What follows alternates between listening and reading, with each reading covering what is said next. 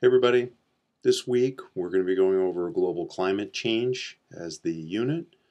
We're going to be starting off by revisiting something from An Inconvenient Truth, a video clip. This Al Gore's project very much brought the whole issue to the masses.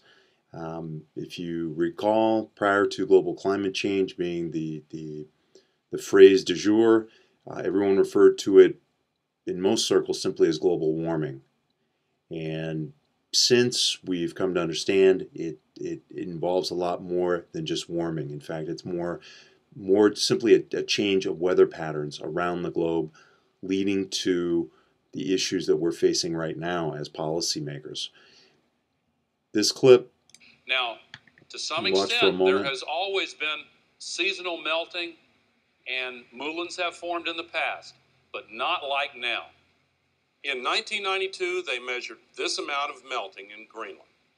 10 years later, this is what happened. And here's the melting from 2005. Tony Blair's scientific advisor has said that because of what's happening in Greenland right now, the maps of the world will have to be redrawn. If Greenland broke up and melted, or if half of Greenland and half of West Antarctica broke up and melted, this is what would happen to the sea level in Florida. So these animations that they put together San Francisco Bay. really got everyone looking at this seriously when they realized that much land around the coastal areas low countries could disappear. Absolutely devastating. The area around Beijing that's home to tens of millions of people. Even worse, in the area around Shanghai, there are 40 million people. Worse still, Calcutta and to the east, Bangladesh, the area covered includes 60 million people. Think of... So again, An Inconvenient Truth, initially coming out as a book, then coming out as the movie, really set everything in motion for the general public and for policymakers. They looked at these, they saw these animations. Of course, they're just simulations on what could happen, and those were based on larger amounts of melt, or a faster rate than many people believe now. But still, the changes that are going to be brought to the coastal areas are very serious, and that's been accepted now as being inevitable.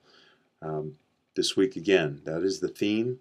There's another video here put out by Greenpeace, which also visits Greenland, gives another perspective on it. NASA has put together this visualization laboratory, and there's some very striking, as in that video clip from An Inconvenient Truth, there's some striking animations that they put together. This first one shows the change in the Arctic, the northern ice cap, through the seasons, and this is up to date through September of 2010, and you can see how each year there's been a gradual reduction in the total ice coverage there in the northern areas. And of course that brings up all the issues with polar bears, the possibility of them going extinct, of Inuits losing their ancestral lands, their very way of life. This other animation shows the temperature changes through the years for a 20-year period, also showing up through 2000, part of half of 2010, and showing this gradual, very slight change, but very real change in the last 20 years of an upward trend. This is a very recent paper.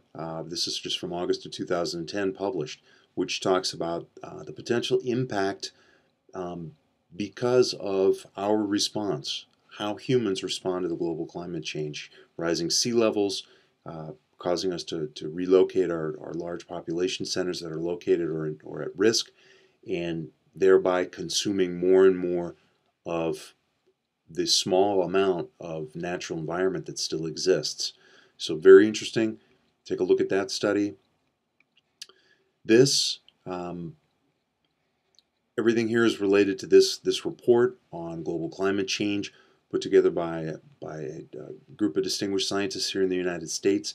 To try the objective of it was to put together in one inclusive document a place for everyone to consult regarding climate change.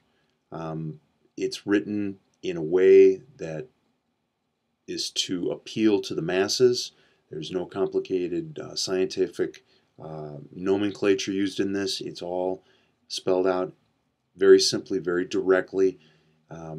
What you're going to be doing first is going and watching actually watching the entire webcast. On the announcement of the publication of this report, they had this session. They brought together a number of the scientists that actually contributed to the report. Part of the opening is done by the head of NOAA, Dr. Lubchenko. Very nice opportunity to get some insight as to who that person is who's leading NOAA, currently helping with the oil spill in the Gulf. So you'll be watching that webcast towards the end of the webcast, or at the last, say, third quarter of the webcast. There's actually a questions and answers session with members of the media that were present, and there's some very interesting topics that are brought up and some very direct questions asked of these scientists. And it's, as policymakers, as people interested in policy, it's good to see this interaction and the candid responses from these scientists who were not, as far as we know, given these questions in advance. And these are from respected members of the media. Following that, you're going to be going to this link. We're not going to read the entire report. It's there if you want to. You're going to be looking at the executive summary, and then also there's a section which specifically deals with the coastal areas of the United States. So please read that. As we all know, this is global climate change. It's not simply something that's happening to North America. So the IPCC is very much a part of this. The United Nations group put together in 1988, put together their report. This is from 2007. They're in the process of putting together another one, but this one still provides some very good information. They specifically designed a condensed version of it, which is known as the summary for policymakers. That's what we're asking you to log on, go to follow this link to that site, download that copy of the summary for policymakers and look through it. It provides some very insightful information as to how world leaders, those in the positions of power, are the needs or the focus that we need to take in order to make the best of this inevitable change in our world. There's also the United Nations Climate Change Conference, which was held last December of 2009. Leaders getting together, trying to come up with some sort of a plan to limit the greenhouse gas emissions. This link is going to take you to another webcast that was taken, and it's going to be the U.S. Secretary of State Hillary Clinton who gives some perspective on what the United States position is, what they hope to accomplish with leaders, what they expect of other nations around the world in order to face global climate change. This is a report that was put together for the state of California. Pacific Institute did research looking at what that state needs to do with its extensive coastal areas in preparation for global climate change. Again, we're asking you to go here, website, download the executive summary, look at it, and again, focus particularly on the section where they give their final practices, recommended practices, and policies for California in the years to come. Finally, we're going to go back.